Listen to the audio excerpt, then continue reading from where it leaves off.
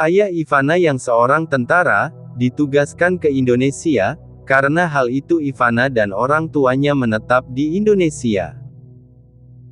Saat pindah ke Indonesia, Ivana masih berusia 2 tahun. Keluarga Ivana berbeda dengan orang Belanda lain. Orang Belanda lain sangat sombong dan rasis. Keluarga Ivana sangat suka bersosialisasi dengan pribumi. Keluarga Ivana sangat suka memasak makanan Indonesia. Mereka juga kadang memakai pakaian tradisional Indonesia. Hingga akhirnya, lahirlah adik laki-laki Ivana, lalu mereka memberi nama anak itu Dimas.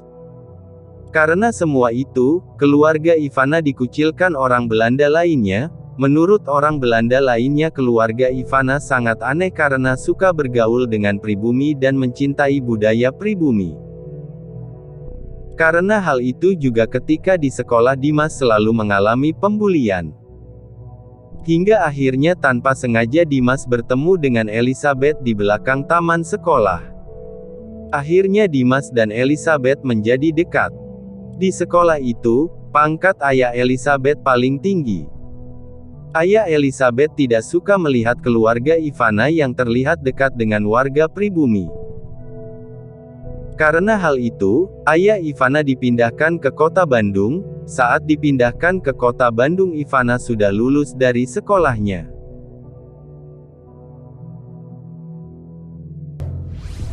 Hingga pada suatu hari, Elizabeth dan orang tuanya bertamu ke rumah ayah Ivana.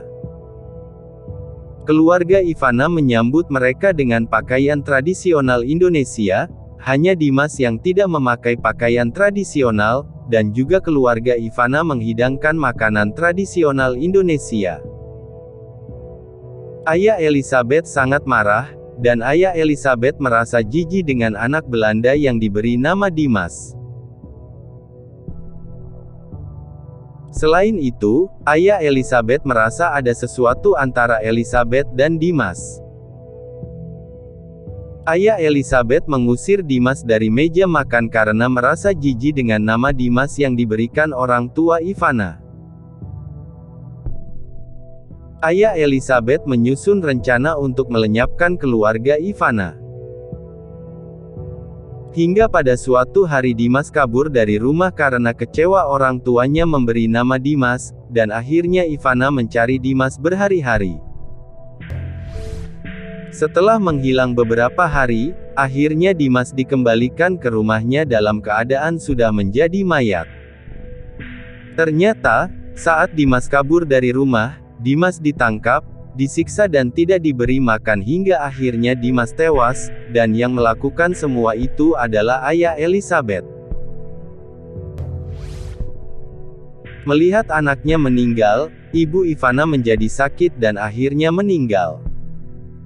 Ayah Ivana merasa bersalah dengan kematian anak dan istrinya. Akhirnya ayah Ivana bunuh diri dengan menembak kepalanya dengan pistol di ruang kerjanya. Ivana lalu menggali tanah untuk menguburkan ayah dan ibunya. Tidak ada satupun orang Belanda yang membantunya. Sekarang Ivana hidup sebatang kara di negeri orang, dan dikucilkan oleh orang-orang sebangsanya. Karena hal itu, Ivana menjadi membenci semua orang Belanda.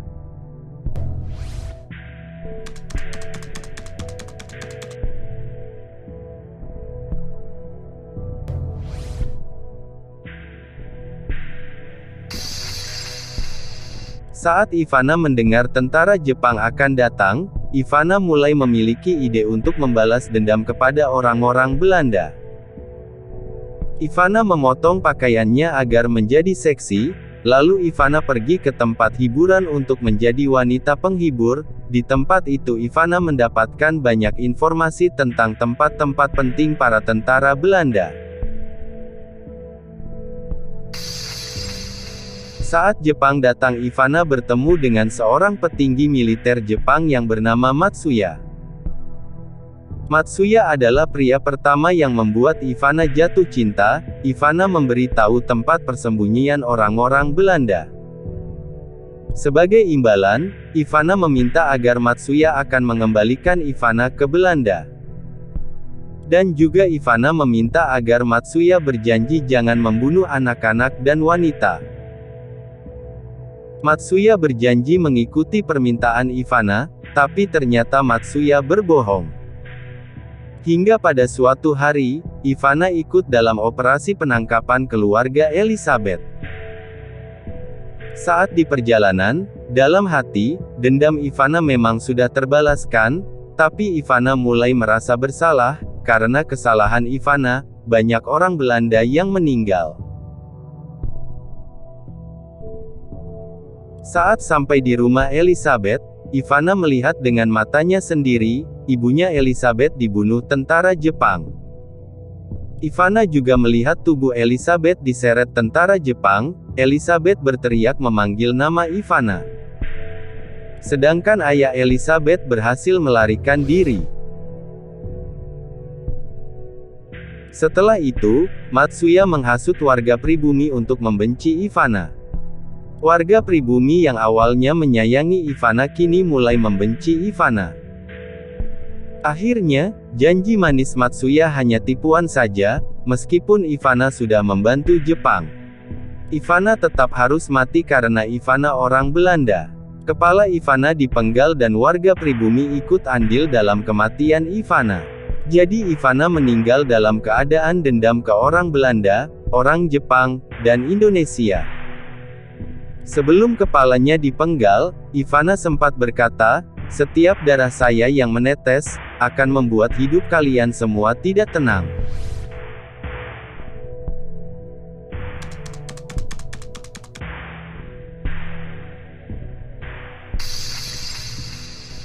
Jadi sebelum Jepang datang ke Indonesia, anak-anak mix Belanda, mereka diperlakukan rasis oleh orang-orang Belanda.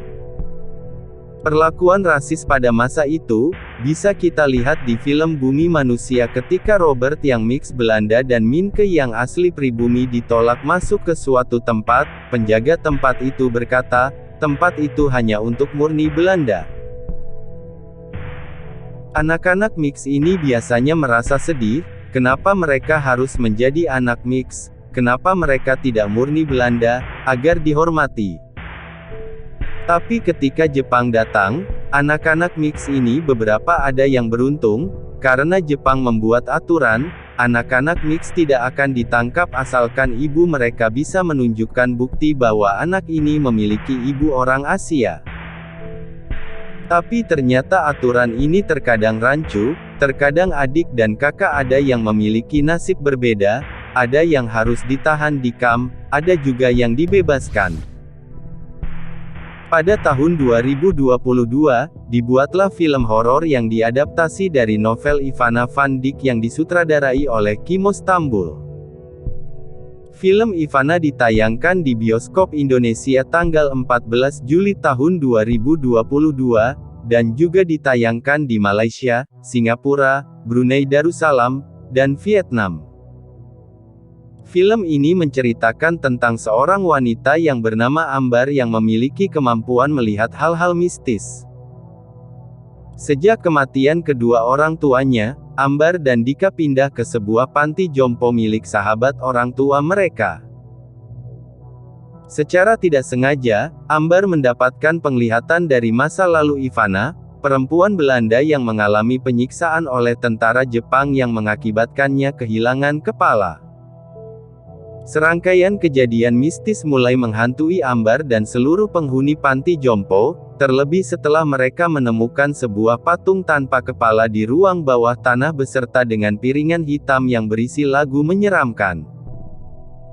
Di hari Lebaran, keadaan semakin mencekam ketika penghuni panti menemukan Nenek Ani meninggal dengan keadaan tanpa kepala.